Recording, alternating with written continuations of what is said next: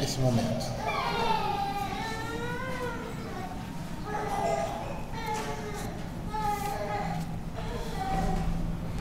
Senhor Deus Pai Todo-Poderoso, nesse momento queremos, ó Pai, pedir a Tua orientação, a Tua sabedoria, Pai, para a exposição da Tua Palavra. Que o Senhor esteja consolando os nossos corações, ó Senhor Deus, nos dando coragem e nos edificando por meio da Tua Palavra. Que jamais nos cansemos, ó Pai, de ouvi-la, Pai. Renova, Senhor Deus, em nós cada dia um desejo precioso, Pai, por ouvir a Tua Palavra, por ouvir sermões, por ouvir a Tua pregação, a pregação do Evangelho. E capacita, Senhor, com a Tua graça e com a Tua misericórdia também, a nós pregadores, a nós que trazemos, ó Pai, o ensino da Tua Palavra à Tua igreja. Fica com o Teu povo, Senhor Deus. Nos socorre, é o que nós pedimos, em nome de Jesus. Amém. Queridos, vamos abrir a palavra do Senhor em 1 Timóteo, capítulo 4, voltando aí à nossa exposição.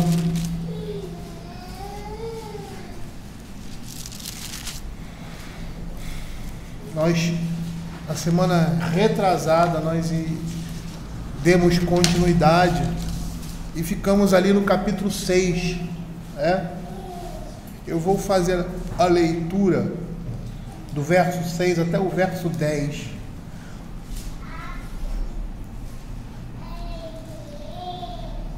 Até o verso 11. E depois nós vamos dar continuidade à exposição. Diz assim a palavra do Senhor: expondo essas coisas aos irmãos, serás bom ministro de Cristo Jesus, alimentando com as palavras da fé e da boa doutrina que tem seguido. Mas rejeita as fábulas profanas e de velhas caducas, exercita-te pessoalmente na piedade, pois o exercício físico para pouco é proveitoso, mas a piedade para tudo é proveitosa, porque tem a promessa da vida que agora é e de que há de ser. Fiel é esta palavra, digna de inteira aceitação. Ora, é para esse fim que labutamos e nos esforçamos sobremodo, porquanto temos posto a nossa esperança no Deus vivo, Salvador de todos os homens, especialmente dos fiéis. Ordena e ensina essas coisas. Queridos, na última exposição, nós vimos, foi o verso 6, expondo essas coisas aos irmãos, serás bom ministro de Cristo, alimentando com as palavras da fé e da boa doutrina que tem seguido. E é lógico que o apóstolo Paulo está falando daquilo que ele disse anteriormente, com relação à fé, uma defesa da fé, um apontamento, uma apologia, um apontamento do erro, por parte do ministro, mas também das coisas que ele vai falar mais adiante, É uma coisa interessante que nós centralizamos ali esse verso 6, nas tarefas e nas obrigações de um ministro. E vimos, na sua conclusão, eu gostaria de repetir isso aqui, que o ministro é aquele que deve pregar o Evangelho e lembrar sempre seus ouvintes das palavras da verdade, da sã doutrina, repeti-las, reiterá-las. Nós vimos isso. O ministro também deve se alimentar daquilo que ele mesmo prega. Ele deve ser constantemente nutrido e sustentado por esse mesmo tipo de alimento que é a palavra de Deus. E Paulo está preocupado com isso também, com Timóteo. Como ele diz, exercita-te na piedade, rejeita as fábulas profanas, alimenta eles, e a si mesmo, com as palavras da fé e de boa doutrina, como ele diz aqui, alimentado das palavras da fé e da boa doutrina. Apesar dele estar falando para Timóteo, ele também está dizendo isso para aqueles ouvintes, ou seja, que Timóteo era um instrumento para alimentar aquelas pessoas ali também. E que aquele que negligencia o estudo da Bíblia na vida privada e a doutrina baseada nela, atrofia a sua alma. E essas coisas não são somente voltadas para os ministros, mas é uma verdade para todo crente. E aí, continuando essa exposição, no verso 7, diz assim o 6: expondo essas coisas, serás bom e ministro de Cristo, alimentado com as palavras da fé e da boa doutrina que tem seguido, mas rejeita as fábulas profanas e de velhas caducas, exercita-te pessoalmente na piedade. É interessante porque você vê o apóstolo Paulo aqui dizendo a Timóteo que ele deveria usar os alimentos apropriados, mas também ele não deveria se alimentar de quê? De lixo, de restos. E que restos seriam esses? Essas fábulas profanas e de velhas caducas. Quando ele diz rejeita essas coisas, ele sugere uma forte recusa a essas coisas. A expressão aqui, velhas caducas, era frequentemente usada na polêmica filosófica e transmitia a ideia de uma credulidade ilimitada. E quando a gente fala que o crente ele tem que ser incrédulo, parece uma contradição, né? Mas o crente é aquele que não pode acreditar em qualquer coisa. O crente é aquele que deve averiguar todas as coisas. Como os crentes ali de Bereia, que quando o apóstolo Paulo estava pregando, eles estavam ali, vendo se as coisas eram de fato como Paulo estava falando. E essa deve ser a nossa postura. E nós vemos muitas vezes no meio da igreja pessoas que acreditam em todos os tipos de falácia, todos os tipos de ideias, todo tipo de conceitos, de doutrinas estranhas. E é isso que essa expressão velhas caducas representa, uma incredulidade, ou seja, uma credulidade pecaminosa, ilimitada. E aqui nós vemos que ele deveria rejeitar esses alimentos nocivos a uma vida piedosa. Não só se alimentar dessas coisas, mas se alimentar de coisas boas. Coisas essas que Paulo fala em 1 Timóteo capítulo 1, verso 4. Não se ocupem com fábulas e genealogias sem fim, que antes promovem discussões do que o serviço de Deus na fé.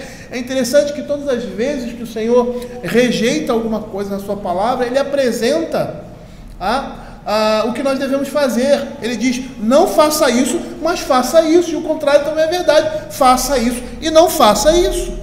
Ele deveria se alimentar e deveria rejeitar aquilo que não edificava.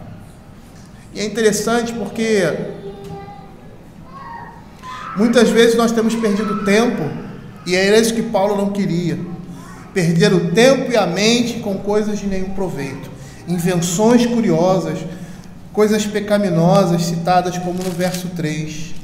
Proíbem o casamento, exigem abstinência de alimentos que Deus criou para serem recebidos com ações de graças pelos fiéis e por quantos conhecem plenamente a verdade.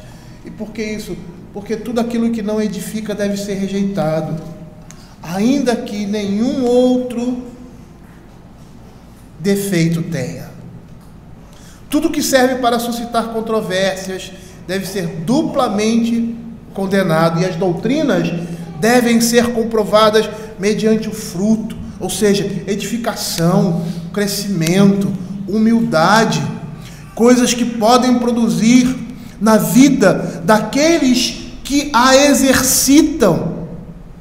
Entretanto, ensinos que ocasionam motivos de controvérsias infrutíferas devem ser rejeitados como indignos da Igreja de Cristo. Calvino vai dizer isso. O que você acha que Paulo diria hoje aos crentes que perdem tempo vendo programas televisivos de seitas evangélicas? Ou perdem seus tempos em redes sociais com coisas de menor valor, discussões sem fim e coisas do gênero? O que Paulo diria disso? Principalmente para pastores.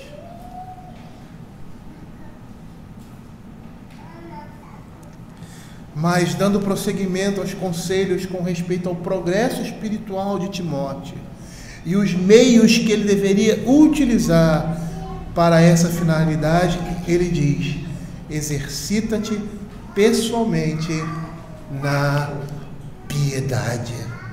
E a ideia aqui é de alguém que se exercita vigorosamente por qualquer meio corpo e mente. A intenção do apóstolo Paulo aqui era expressar que essa deveria ser uma ocupação específica de Timóteo, a sua principal solicitude e prioridade. Isso não serve somente para o ministro. Ele deveria, ou seja, ele não deveria se cansar com outros afazeres sem qualquer objetivo, mas se esforçar por algo de maior valor, com zelo, com habilidade de devotar-se exclusivamente à piedade. E o que seria a devoção à piedade? Às vezes nós falamos determinadas coisas no âmbito da igreja, né? E a gente perde de vista o que essas coisas significam, o que significa ser um homem piedoso, o que é a piedade que a palavra de Deus exige de nós. É aquela do homem de Provérbios, daquele que anda na vereda da vida. Seu propósito é fazer a vontade de Deus e seguir a sua orientação no âmbito de toda a sua vida, exercitando a fé em Cristo Jesus, ou seja, vivendo pela fé. É interessante isso, porque viver para a fé é algo muito abrangente. E quando você fala que o crente deve viver pela fé, a gente lembra ali de Abacuque, da expectativa e da atitude que ele e os crentes deveriam ter até chegar o momento final, ou seja, até chegar o momento em que eles seriam dizimados, eles seriam levados para a Babilônia, e a partir daí eles também deveriam viver pela fé. Não era só o modo de vida, mas era a mente, a expectativa, os propósitos.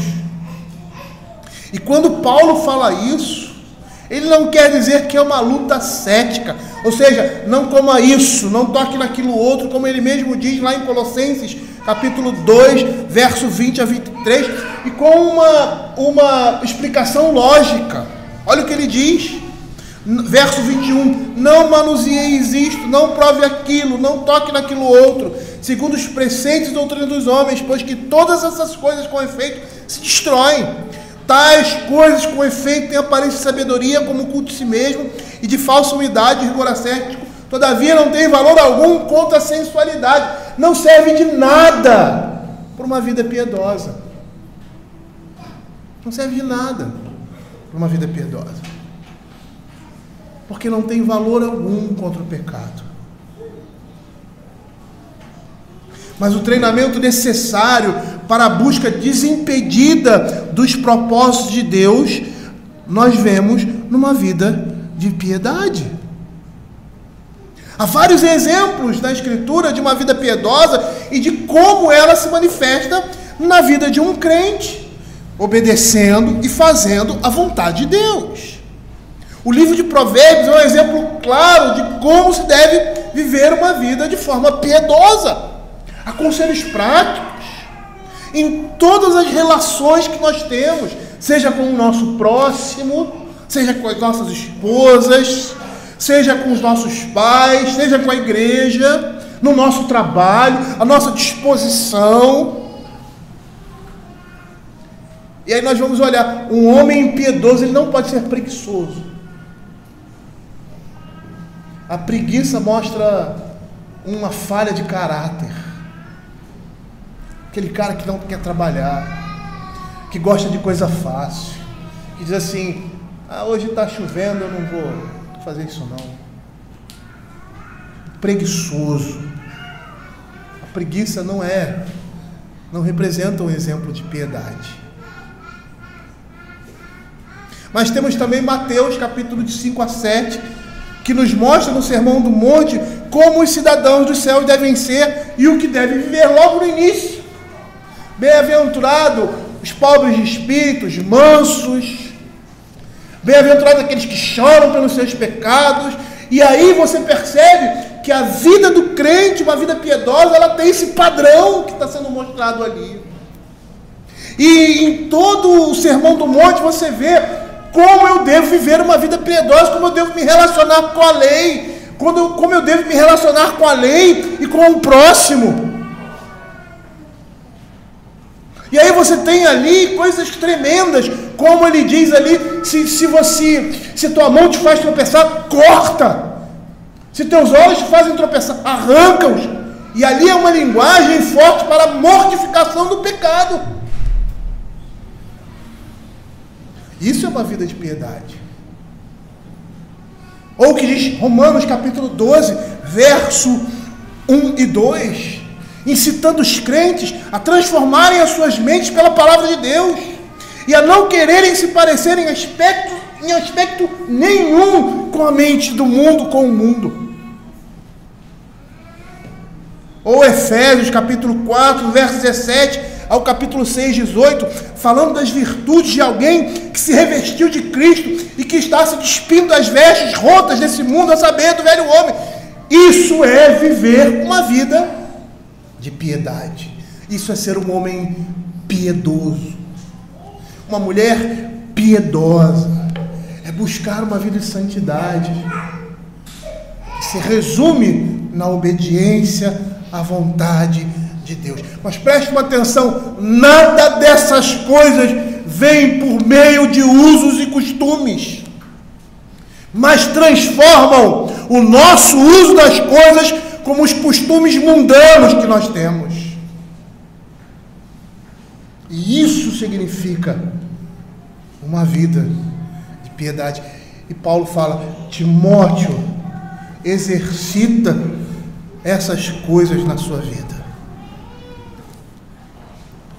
Alguns inimigos do apóstolo Paulo poderiam ter o acusado de relaxamento moral. Isso porque ele se recusava a seguir as demandas de abstenção, muito comum no ambiente judaico. Mas o seu exercício era vigoroso. Ele era um vigoroso desenvolvimento e aplicação de todas as suas forças e habilidades para que ele pudesse servir para a glória de Deus com todos os seus pensamentos e ação. E lá em 1 Coríntios capítulo 9, verso 25 a 27, ele diz assim: todo atleta em tudo se domina. Aqueles para alcançar uma coroa corruptível, nós, porém, é incorruptível. E se nós formos observar aí essa figura do atleta, nós vamos perceber que o atleta tem limitações. E ele começa, por causa dessas limitações, a se dominar em determinadas coisas. Ele tem algumas fraquezas, ele tem algumas debilidades. E ele começa a agir nessas fraquezas, nessas debilidades, para que elas possam se tornar fortalezas. Para que aquilo que era deficiente possa se tornar perfeito, eficiente, para que ele alcance o objetivo. Agora, se ele tudo se domina para, como diz Paulo, alcançar alguma coisa que se corrompe, uma vitória que vai dar louros momentâneos a ele, vai dar honra momentânea a ele, daqui a pouco vão esquecer, vão lembrar, no século tal, em 1800 não sei quanto, o atleta ganhou, isso não vai valer de nada. Não vale de nada. Pode ter ganho muito dinheiro, pode ter ganho notoriedade, mas morreu, acabou. Vai ser só lembrado. Mas no reino de Deus essas coisas não são assim. Elas permanecem. E nós entramos na vida eterna por meio dessas coisas. Eu não estou falando de salvação por obras, mas é aquilo que a palavra de Deus fala em Mateus capítulo 11. O reino de Deus é tomado por esforço, e os que se esforçam se apoderam dele. Por isso que o apóstolo Paulo diz aqui, no verso 26, assim corro eu também, não sem meta, assim luto, não desferindo golpes ao ar, mas esmurro o meu corpo e o reduzo à escravidão, para que, tendo pregado a outros, não venha eu mesmo a ser desqualificado. Quando ele fala isso, isso não é literal. Ele não sai esmurrando o corpo, como na penitência da Igreja Católica, porque até hoje essas coisas funcionam. Na Idade Média as pessoas se escoteavam, outros se emasculavam, como foi Orígenes, e se arrependeu depois. Mas ele está falando aqui de esmurrar o corpo com relação aos desejos da carne, e é muito mais difícil e muito mais doloroso do que se estivermos com um chicote em alto flagelo.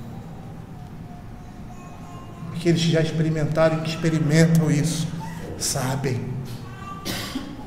Para que, tendo pregado a outros, não venha eu mesmo a ser desqualificado. Calvino, comentando sobre esse texto, ele vai dizer que com o termo piedade, Paulo quer apontar para um culto espiritual a Deus, que se encontra unicamente na consciência íntegra.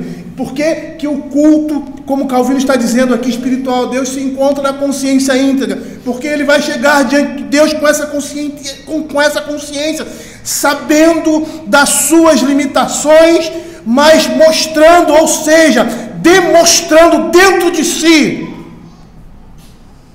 que ele é aquele que esmurra o seu corpo e que o reduz à escravidão pela necessidade que ele tem por ser um pecador, mas ele não quer ser desqualificado diante do Senhor. E essa realidade, essa consciência se torna mais evidente quando se contrasta a piedade com o exercício físico. Exercita-te, pois, pessoalmente na piedade, pois o exercício físico para pouco é proveitoso, mas a piedade para tudo é proveitosa, porque tem a promessa de vida que agora é e que há de ser. E eu creio aqui que Paulo não está se referindo ao esporte, corrida ou qualquer trabalho manual, mesmo que essa seja a linguagem. A gente vê o apóstolo Paulo usando linguagens semelhantes em outros textos da Escritura, de atleta, de guerreiros, porque a vida cristã é uma vida de luta, de dificuldade, é uma vida que você precisa avançar e precisa dar o máximo de si. Ele não está falando disso, mas ele está, creio eu, e Calvino pensa assim também, tem outros autores que pensam que ele está comparando aí, a piedade com realmente exercícios físicos. Eu não posso entender dessa forma pelo próprio contexto, dessa primeira carta, do primeiro capítulo com esse e com os versos anteriores. Mas ele está falando de ações externas empreendidas em função da religião, como vigílias, jejuns prolongados, prostração em terra, ida aos montes para orar e coisas do gênero. Aqui Paulo diz que essas coisas são de pouco proveito. O exercício físico é apenas uma metáfora que se refere ao erro dos hereges, contra os quais o autor está advertindo nesse capítulo, como no capítulo anterior, cheio de regras, não toque isso, não faça assim, faça assado. E aí a ideia nessa frase é de um asceticismo externo proposto por esses hereges e refletido nessas advertências do verso 3 desse capítulo. E mesmo que o coração seja puro e o motivo justo, Paulo não encontra nada nas ações externas que seja de algum valor real, como novenas, dias santos e coisas do gênero. E aqui nós vemos nessas linhas das Sagradas Escrituras uma advertência indispensável. Por quê? Porque o mundo sempre revela uma forte tendência de cultuar a Deus por meio dessas observâncias externas. E isso pode ser fatal na vida de uma pessoa. A nossa natureza humana sempre nos dispõe a crer na noção perversa de que uma vida ascética, práticas austeras, são de grande valor, como se fosse uma parte notável da santificação cristã. E é muito interessante porque Calvino, quando comenta essas coisas, ele dá o exemplo disso da vida monástica. E é bem isso que essas coisas representam, e muitas vezes nós estamos reproduzindo essas coisas nas nossas igrejas. E ele diz assim: se eles soubessem, monges e freiras, que não havia perfeição divina e angélica em suas austeras regras de vida, jamais teriam praticado com tanto ardor. Mas da mesma forma ele diz: se os pastores não tivessem supervalorizado essas mesmas práticas como meio para se mortificar a carne, jamais as teriam requerido de maneira tão estrita. E por que isso? Porque a piedade é proveitosa para tudo. Como ele diz aqui, mas a piedade para tudo é proveitosa. Essas coisas são de pouco proveito, ou às vezes de proveito nenhum. Mas a piedade, uma vida piedosa, é bem proveitosa, traz grandes benefícios. Porque ao homem piedoso nada falta, mesmo que não tenha assistência dessas práticas ascéticas, pois nada elas podem oferecer. A piedade é o ponto de partida, é o meio e o fim do viver cristão. A luta de Paulo e de Timóteo, de todo crente, não tem por objetivo ganhar a vida eterna, mas tem como seu alvo a honra e a glória de Deus, e a proclamação e a fidelidade à promessa de vida. E mais uma vez eu quero citar aqui o que João Calvino vai dizer. Ele diz assim: o Senhor Jesus não seguiu o modo ascético de vida de João Batista, e no entanto não lhe era absolutamente inferior, nem o mínimo sequer. Portanto, a conclusão é que devemos nos concentrar exclusivamente na piedade, pois quando a tivermos alcançado, Deus não requererá de nós nada mais, e devemos prestar atenção nos exercícios corporais, só até onde eles não obstruam, nem retardem a prática da piedade, porque muitas vezes o que essas coisas fazem é ser obstáculo. E quando você tem essa noção, você consegue entender até outras coisas na Escritura. Como, por exemplo, o que Paulo fala no capítulo 7 de Coríntios, quando ele vai subjugar essa prática do relacionamento, da intimidade entre um casal. Lá em 1 Coríntios capítulo 7, verso 5, ele diz assim: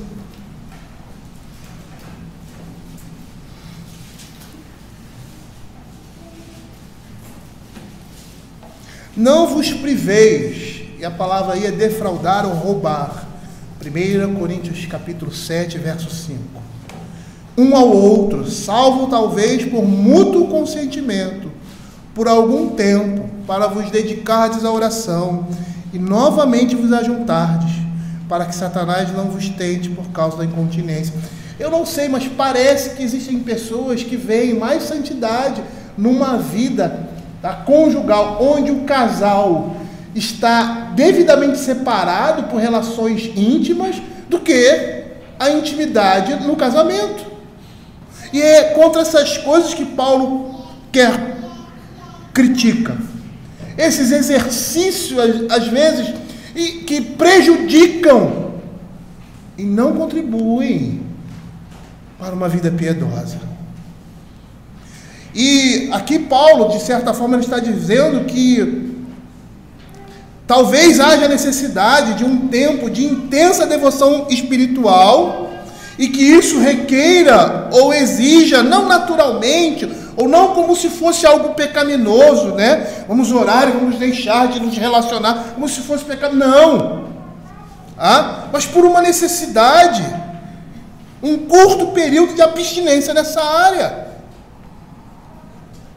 por causa da preocupação, da dor, né? Da necessidade premente. Mas olha o que ele diz, terminando o curto período acordado de intensa devoção, curto período espiritual de ambos os cônjuges. A intimidade sexual, que inclui a união espiritual, deve ser retomada para evitar tentações satânicas. A intimidade sexual inclui a união espiritual entre duas pessoas. E se não for assim, está tudo errado. Está tudo errado. Está sendo usado com um propósito não santo, mas demoníaco, carnal. E a menos que a intimidade seja retomada, todo fervor e profundidade espiritual obtidos durante esse período seriam suprimidos e anulados pela tentação de Satanás. Da mesma forma, se não houver mútuo consentimento, não haverá nada de piedoso nesse tipo de prática.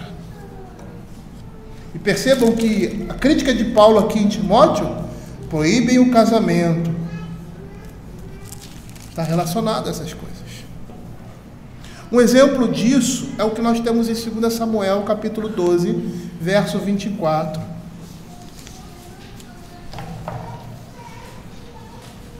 Um exemplo de um curto período de tempo de oração em que se dedica-se exclusivamente a isso e você não tem cabeça mais para nada.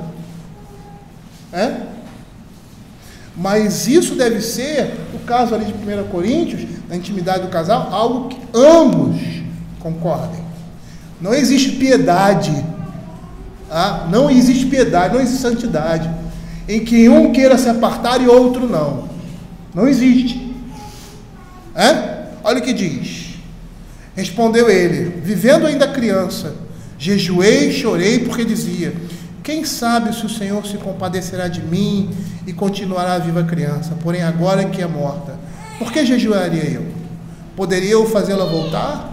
Ou irei a ela, porém ela não voltará para mim? Então Davi veio a Batseba, consolou e se deitou com ela. Teve ela um filho a quem Davi deu o nome de Salomão, e o Senhor o amou. Davi o entregou nas mãos do profeta Natã, e este lhe chamou Gedidias, por amor do Senhor. Olha que interessante, se nós juntarmos o que Paulo fala lá em 1 Coríntios 7 e olharmos isso aqui, nós vamos ver que é a mesma coisa. Por mais que o texto não esteja dizendo aqui que houve interrupção da intimidade de Davi com Betseba, você percebe que pela situação, Davi se dedicou exclusivamente, provavelmente ela também, a isso. E quando eles obtiveram a resposta, porque a criança morreu, ele voltou à sua vida normal. E é muito claro aqui. Então Davi veio a Betseba, consolou e se deitou com ela. Tiveram um filho, a quem Davi deu o nome de Salomão. Sabe por quê? Porque não existe mais piedade na oração do que numa vida familiar harmônica, debaixo da vontade divina. E nós nos enganamos, muitas vezes, por determinadas práticas que parecem para nós boas, mas que podem nos destruir. São exercícios físicos na religião que por si só não tem valor e que podem até prejudicar se nós não soubermos usar essas coisas de forma devida. Mas olha o que Paulo diz aqui, ainda com relação a uma vida de piedade, mas a piedade para tudo é proveitosa, porque tem a promessa da vida que agora é e que há de vir. O viver piedoso é em todos os sentidos benéfico, visto que nesse viver piedoso nós temos uma promessa de vida, tanto agora como no futuro. A vida de piedade, ela guarda o homem dos perigos desse mundo e do mundo vindouro. Um homem preguiçoso, ele vai mendigar no futuro. Um homem promíscuo, ele vai ter a sua vida diminuída por doenças, pela credibilidade. As pessoas não vão acreditar nele.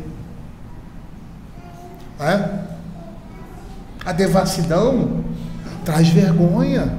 E eu poderia aqui citar outros pecados que vão trazer juntamente consigo a morte e a destruição. E uma vida de santidade e uma vida de piedade preserva o homem de todas essas coisas desse mundo. É o que o apóstolo Paulo diz: se você tiver que ser preso, seja preso porque você está pegando o evangelho, não porque você roubou ou porque você fez alguma coisa de errado que necessite da intervenção, parafraseando, do Estado, e que tem que colocá-lo cerceado em determinado lugar, porque você não pode viver em sociedade.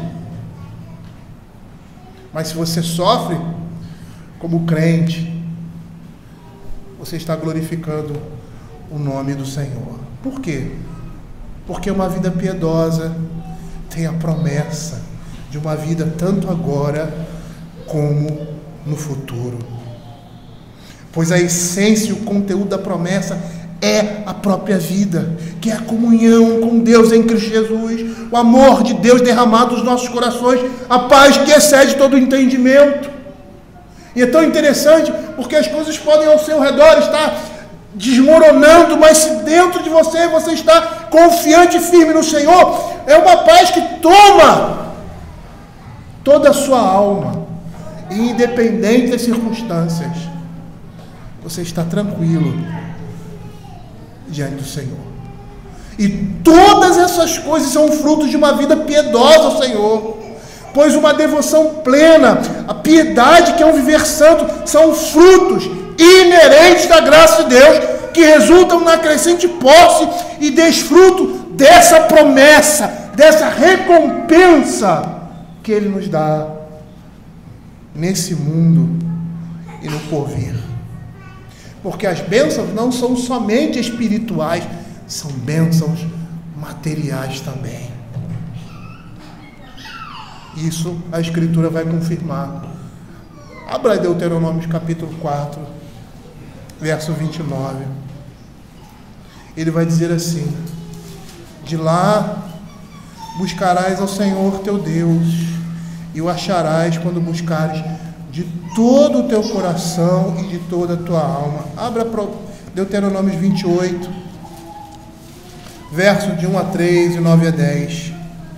Olha o que a Escritura vai dizer: se atentamente ouvires a voz do Senhor teu Deus, tendo cuidado de guardar todos os mandamentos que hoje te ordeno, o Senhor teu Deus te exaltará sobre todas as nações.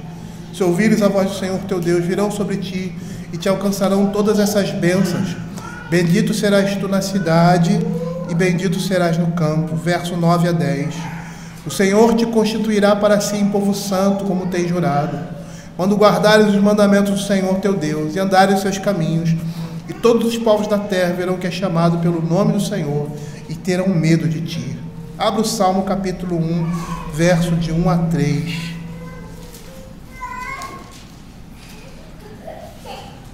Bem-aventurado o homem que não anda no conselho dos ímpios, não se detém no caminho dos pecadores, nem se assenta na roda dos escarnecedores. Antes o seu prazer está na lei do Senhor, e na sua lei medita de dia e de noite. Ele é como árvore plantada junto à corrente de águas, que no devido tempo dá o seu fruto e cuja folhagem não murcha. Tudo quanto ele faz será bem sucedido. Abra o Salmo 24, versos 3 a 6.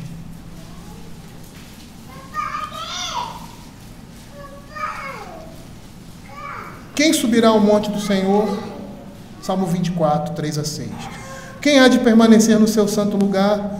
O que é limpo de mãos e puro de coração, que não entrega a sua alma à falsidade, nem jura dolosamente. Este obterá do Senhor a bênção e a justiça do Deus da sua salvação. Tal é a geração dos que buscam a face de Jacó. Essas coisas são proveitosas em nossas vidas, tanto no mundo por vir quanto nesse mundo. E a piedade nos traz muitos ganhos e nos será útil a vida toda. Tanto que o apóstolo Paulo, quando vai falar sobre riqueza lá, ele vai dizer que a piedade é fonte de lucro, porque traz a bênção do Senhor, porque nela há uma promessa de vida abundante nesse mundo e no mundo por vir. A Escritura não está dizendo que os piedosos serão milionários, serão ricos. A Escritura está dizendo que eles serão prósperos e que serão abençoados nas suas vidas. E se você está pensando em trabalho e dinheiro, a Escritura diz que o homem piedoso não é preguiçoso, não é negligente com o seu trabalho.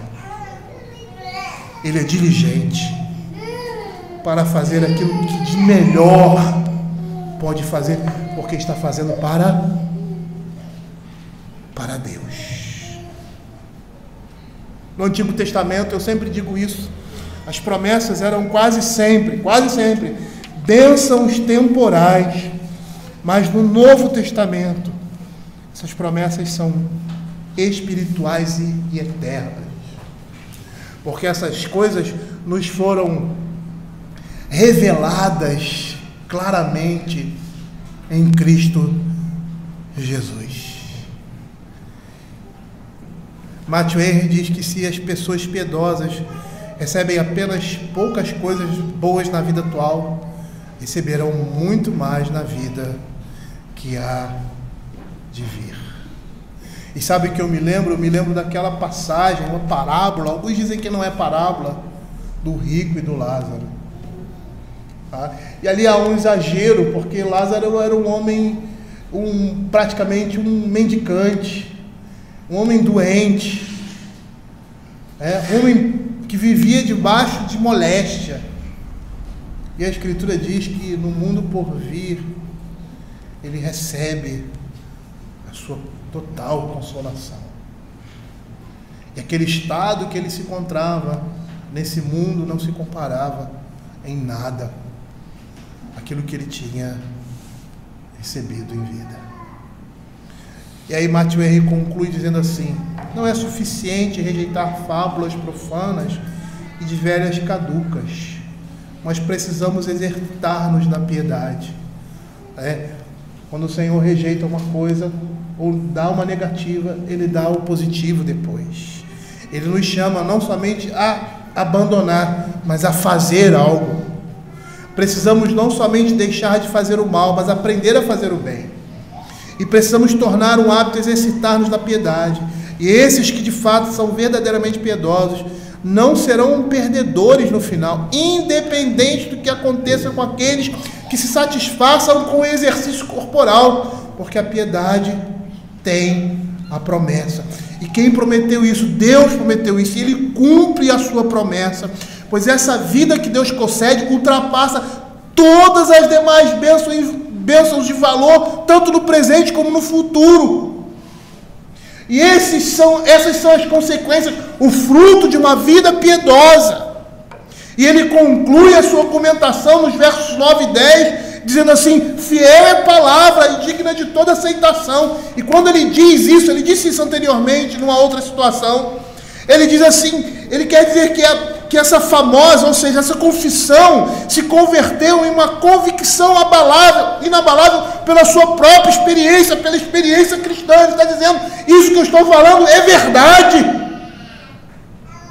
Fiel e digna é a palavra, e era a palavra de Deus, mas Paulo havia vivenciado isso na sua vida, numa vida de piedade que trouxe frutos eternos para ele naquele momento, e queria trazer posteriormente, pois ele foi alvo e vivenciou em sua vida também essa verdade manifestada nas Escrituras. E ele diz assim: ora, é para esse fim que labutamos e nos esforçamos. Paulo está pensando em si e em todos que viviam do Evangelho e do perigo que corriam por isso: fome, morte, espada, nudez, prisão, exílio, espólio de bens, açoites, perseguição. Quando Paulo diz, ora, é para esse fim que labutamos e nos esforçamos sobremodo, porque temos posto a nossa esperança no Deus vivo. Ele estava falando da luta dele, daqueles que lutavam juntamente com ele em prol do Evangelho. E Matthew Henry, comentando esse verso, ele diz assim: todo o nosso trabalho e perdas no serviço de Deus e o trabalho da religião será abundantemente recompensado, de modo que, embora possamos perder por causa de Cristo, não perderemos com Ele. Por isso trabalhamos e lutamos, pois esperamos no Deus vivo. Essa é a promessa de Deus para uma vida de piedade, para uma vida piedosa, é uma vida de frutos. Porque tem a promessa de Deus. Calvino, olhando esse texto, ele diz assim, que quando os crentes são pressionados por todo tipo de aflição, a condição real deles não deve ser julgada pelos aspectos externos, porque ao serem atribulados pela adversidade, nada perdem das promessas mencionadas na palavra de Deus. E a conclusão, diz ele, é que os crentes não são miseráveis em suas aflições, porque uma consciência íntegra os sustenta e um fim abençoado e alegre os aguarda. Por isso ele diz: nos esforçamos sobremodo, porque temos posto a nossa esperança no Deus vivo. E esse é um conforto quanto aos nossos esforços e luta neste mundo. É a esperança no Deus vivo, porque quando sofremos por causa da justiça, não somos miseráveis. Nossos sofrimentos, ao contrário, são motivos de ação de graça ao Senhor, pois as nossas aflições são acompanhadas pela esperança do Deus de vivente. A esperança é o fundamento, e como diz o apóstolo Paulo, ela jamais se confunde. Romanos capítulo 5 diz assim, verso 5: ora, a esperança não confunde, porque o amor de Deus é derramado em nosso coração pelo Espírito Santo que nos foi outorgado.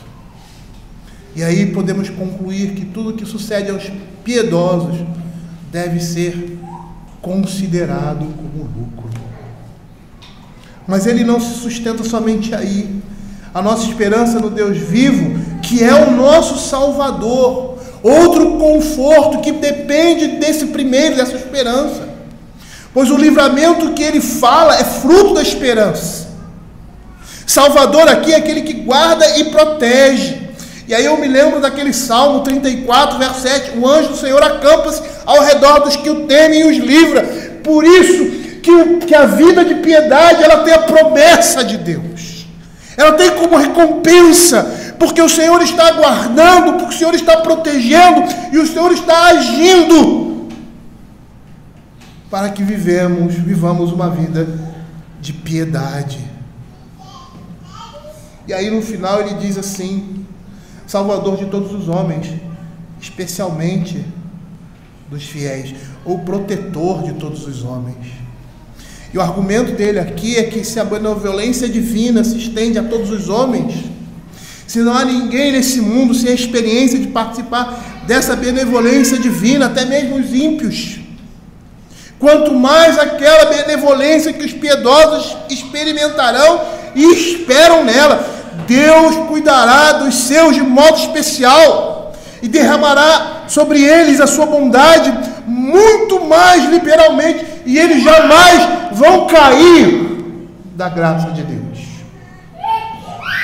A preocupação do apóstolo Paulo aqui era com doutrinas que poderiam perverter, como haviam pervertido muitos crentes.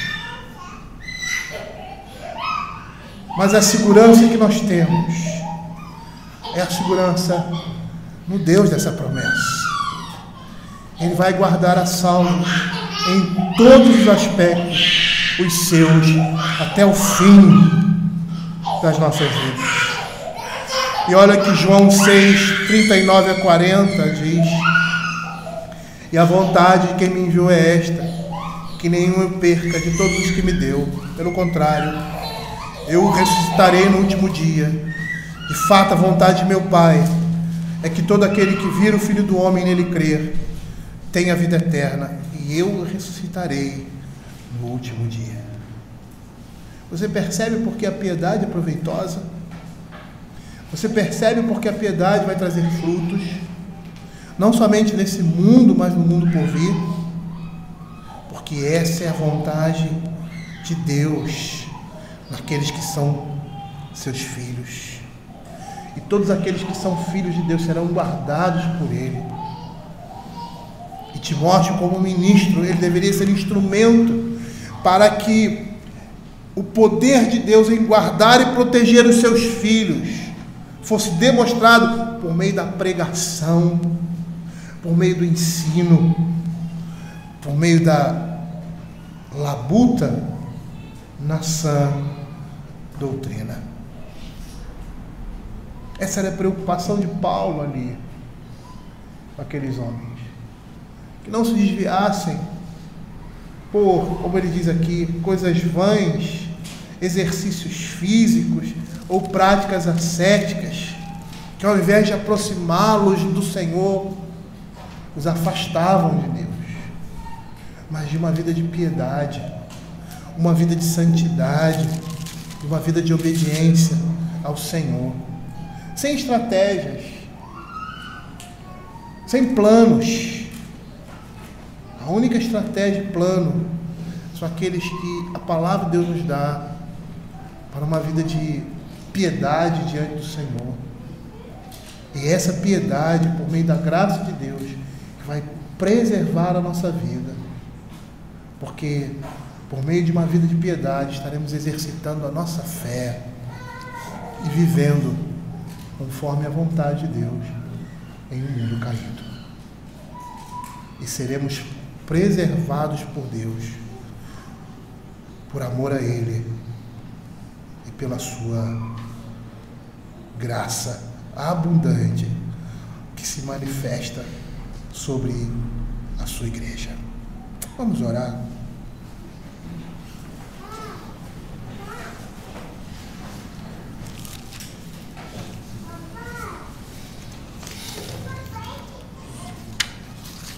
Senhor Deus, Pai Todo-Poderoso, que essas palavras possam, Senhor Deus, tornarem-se verdadeiras nas nossas vidas. Que não estejamos buscando, Senhor Deus, essas coisas como algo que nos recomende ao Senhor. Cerimônias, ó Senhor Deus, regras específicas, e coisas essas que conhecemos muito bem, que Paulo aqui nos relata, mas que estejamos cultivando sim uma vida de piedade, uma vida de santidade ao Senhor, exercitando a nossa fé, lutando contra o nosso pecado, Senhor, lutando, Pai, contra o desejo de fazer a nossa vontade e não a vontade de Deus, como diz o apóstolo Paulo, esmurrando o nosso corpo e reduzindo à escravidão de Cristo, a escravidão da santidade de Deus. Senhor, tem misericórdia, que na hora, Senhor Deus, que o pecado está diante de nós, ó Senhor Deus, avassalador, a tentação está, Senhor Deus, como que para nos sucumbir, ó Senhor Deus. As palavras do apóstolo Paulo soam uma grande verdade: esmurro o meu corpo e o reduzo à escravidão. Porque nesses momentos, regras, não toque nisso, não toque naquilo, e coisas do gênero não terão nenhum valor. Que o Senhor tenha misericórdia, Senhor, de nós, ó Pai. E como crentes estejamos vivendo, Senhor Deus, essa luta, Senhor Deus, para a honra e glória do Teu nome, para o crescimento da Tua igreja, Pai, e para a vida abundante, essa vida que temos em Cristo Jesus, no meio do Seu povo. É o que nós pedimos, em nome de Jesus. Amém. Queridos, vamos louvar ao Senhor.